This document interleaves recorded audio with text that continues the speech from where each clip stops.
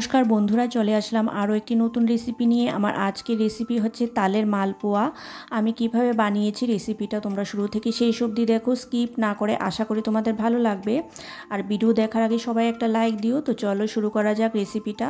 এখানে দেখো আমি তাল নিয়েছি, তালটাকে ভালো করে ধুয়ে পরিষ্কার করে নিয়েছি। এখন তালের মাথার খোলাটা ফেলে দিয়ে খোসাটাকে ছাড়িয়ে নেব। এই যে দেখো খোলাটা ফেলে দিয়েছি। তারপর খোসাটাকেও ছাড়িয়ে নেব। এই যে দেখতে পাচ্ছ খোসাটাকে ছাড়িয়ে নিচ্ছি।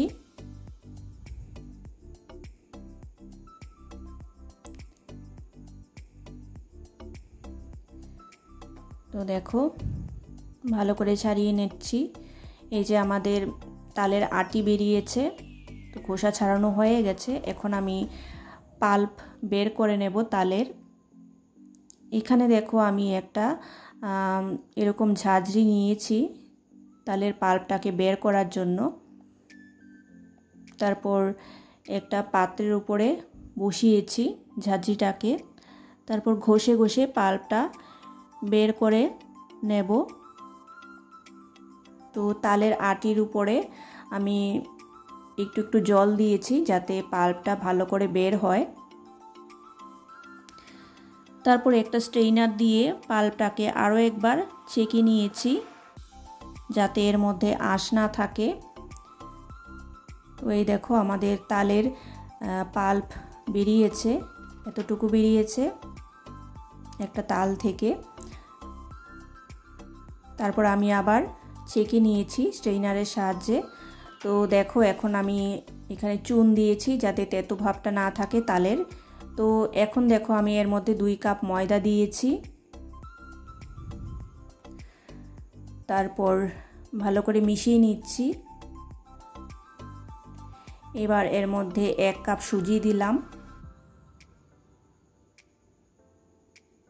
সব কিছু পরিমাণ মতো দিতে হবে।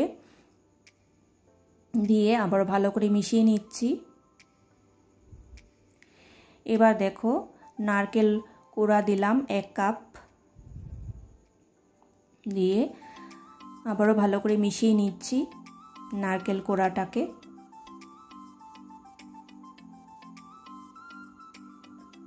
এবার 1 কাপ চিনি দিয়েছি।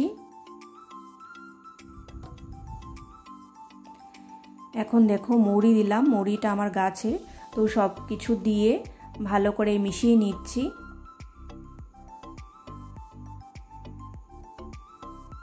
দেখতে পাচ্ছ ভালো করে মিশিয়ে নিলাম। এখন দেখো এর মধ্যে জল দিয়েছি। ব্যাটারটা ঠিক এরকম হবে, না ঘন না পাতলা, এরকম হবে। তো এবার আমি কড়াইয়ে সাদা তেল দিয়েছি, দিয়ে মালপোয়াগুলোকে ভেজে নেব। তো এক এক করে ভেজে নেব। এখন দেখো সাইড থেকে একটু তেল দিয়ে দিচ্ছি উপরে, মালপোয়াটার উপরে। এখন উল্টিয়ে দিলাম। তো দেখো আমাদের একটা তৈরি হয়ে গেছে এবং আমি তুলে নিচ্ছি তেল থেকে। এবার আরও একটা দিয়ে দিলাম।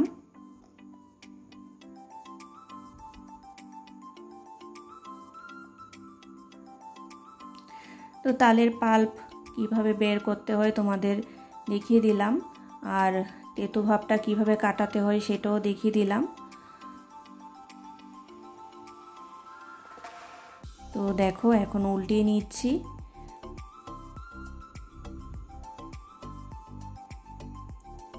আরও একটা হয়ে গেছে আমাদের।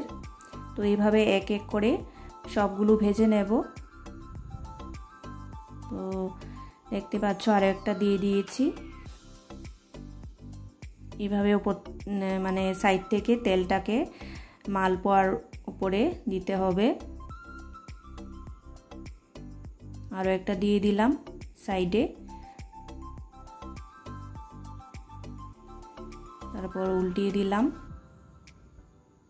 তো দেখতে পাচ্ছ কালারটা কত সুন্দর হয়েছে, আর খেতেও দারুণ টেস্টি হয়েছিল। তালটা খুব ভালো ছিল, মিষ্টি ছিল। অনেক তাল তেতো থাকে, কিন্তু এটা মিষ্টি ছিল।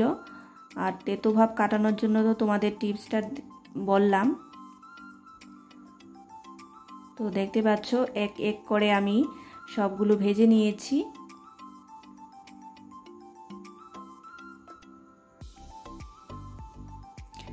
আর দেখতে পাচ্ছ কত সুন্দর হচ্ছে ভাজা মালপোয়াগুলো।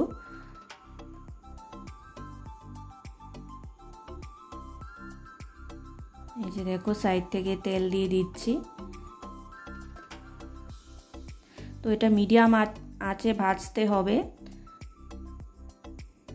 বেশি হাইও করা যাবে না, লো করা যাবে না।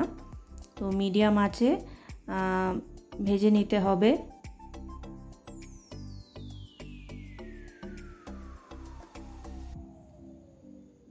এই দেখো আমাদের তৈরি হয়ে গেল মালপোয়া। তো সবগুলো আমি ভেজে নিয়েছি। তো এখন দেখো সার্ভ করেছি। তো দেখতে পাচ্ছ কত সুন্দর হয়েছে মালপোয়াগুলো। তো বন্ধুরা, তোমাদের কাছে কিরকম লাগলো তোমরা কমেন্টস করে জানিও তালের মালপোয়া। তো আজকের মতো এখানেই শেষ করছি রেসিপিটা। আমি আবার নতুন কোনো রেসিপি নিয়ে চলে আসবো।